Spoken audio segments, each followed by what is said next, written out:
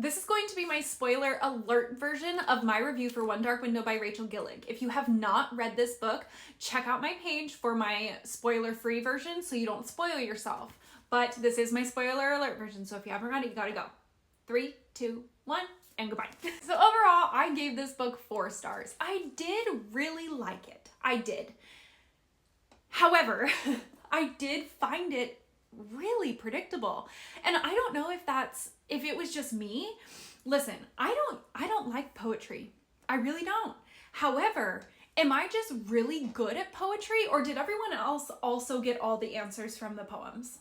Like, knowing he was the Shepherd King, I read that like when it was revealed, and I was like, yeah, you literally told me that. Like in the first couple of chapters, that was in a poem. Obviously, he's the Shepherd King. And then it gets revealed that he is her degradation or degradation, however you say that, but like he's the one degrading her. Yeah. What? I just kept reading these jaw-dropping moments. And then like when it was revealed that he knew where the Twin Alders card was. Yes.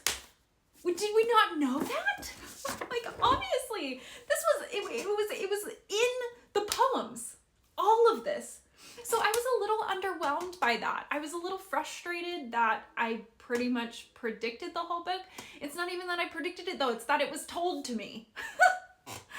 However, I really loved the uniqueness of the world.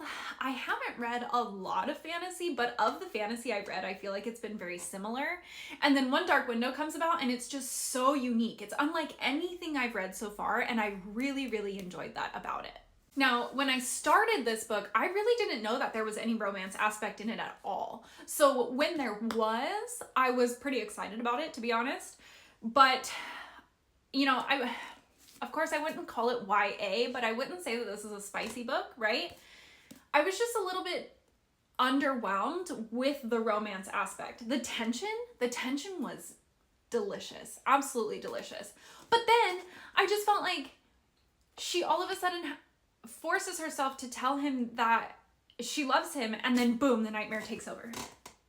What? I also felt like this was part 1 of a 2-part book. Now I understand it's a duology, and I don't know if that's just how duologies work, but I literally felt like this book did not have an ending. It was just like, and we're done. Like, no resolution, nothing. It just ends.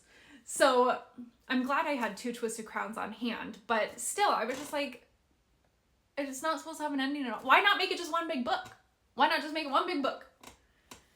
Anyway, I gave it 4 stars because I really enjoyed the uniqueness of it. I really enjoyed the plot to it. I really enjoyed the tension of the romance aspect in it. However, it didn't make 5 stars for me because I was able to predict, I guess, everything. And because of that, it just felt like that much underwhelming.